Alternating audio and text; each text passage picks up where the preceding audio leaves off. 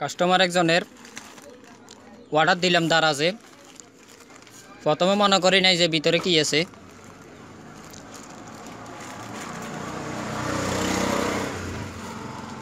দেখি ভিতরে কি আছে।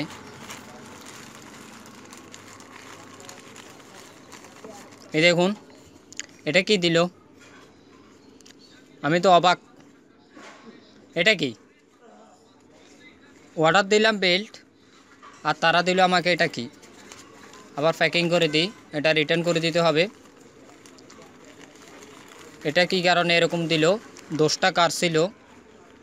দোষটা কি আমার অর্ডার দিতে সমস্যা হয়েছে নাকি সেলারও অর্ডার দিতে সমস্যা হয়েছে? এটা দিয়ে এখন কি করব, বিস্তারিত আলোচনা করা হবে।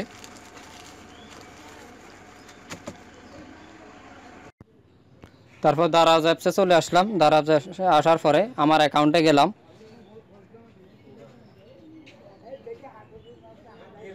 অ্যাকাউন্টে যাওয়ার পরে এখানে এসে এখানে দেখুন লেখা আছে টু রিভিউ। টু রিভিউর উপর ক্লিক দিলাম। টু রিভিউর উপর ক্লিক দেওয়ার জন্য আমার যে প্রোডাক্টটার দাম হয়েছে 293 টাকা। মনে করেন বাংলা একটা গালি দিতাম, গালি দিতে পারতেছি না। এটা দেখুন যে আমি সব থেকে নিয়েছি, এটা হচ্ছে যে গ্যাজেট ফিট। এখন এটার সাথে কথা বলার জন্য গ্যাজেট ফিটের উপর ক্লিক দিলাম। এটার উপর ক্লিক দেওয়ার পরে এখানে দেখুন লেখা আছে সেটসের উপরে ক্লিক দিন। আপনারা বলেন কি মন চায়, কী রকম গালি দিলে ভালো হয়। এটাকে এটা ফাটাইছি, দেখেন ফাটাইছিলাম, আমাকে এটা কি দিছে। এই এটা বেল্ট, এটা কোন ধরনের বেল্ট আমি তো বুঝতেছি না।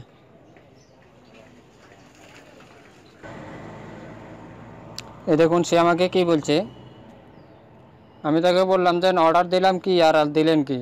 সে বলেছে ভাই আপনার নাম্বার বন্ধ ছিল। তো আমার নাম্বার বন্ধ থাকলে কি হবে, আমার তো আপনি হাজার হাজার টাকা অর্ডার দিদার আছে, তো আমার নাম্বার তো বন্ধই থাকে সবসময়, কারণ এই নাম্বারটা আমার এমনি খোলাই থাকে, এই কারণে তো বন্ধই থাকবো। তো সে আমাকে বলতেছে যে বাইরে থেকে হাত দিলে বোঝা যায় তো ভিতরে কী আছে। তো আমি বেল অর্ডার দিছি, বেল একটা ইঞ্চি এসেছে 6 ইঞ্চি, লম্বাতে যদি 6 ইঞ্চি হয়, তো হিয়ারে এমন একটা দিছে লম্বা বাঁশ। তো এটা এবারে ফেরত দিয়ে ডেলিভারি ম্যান চলে গেছে, এটা বলছিলাম। আপনারা তো দেখতেছেন কি বাঁশটা আমাকে দিল। এটা দেখে আমার মুরব্বীদের কথা একটা জিনিস মনে হয়েছে যে দোকানের কর্মচারীর কারণে দোকান ব্যবসা নষ্ট হয়ে যায়, সেরকম কিছু সেলারের কারণে দারাজের বদনামি।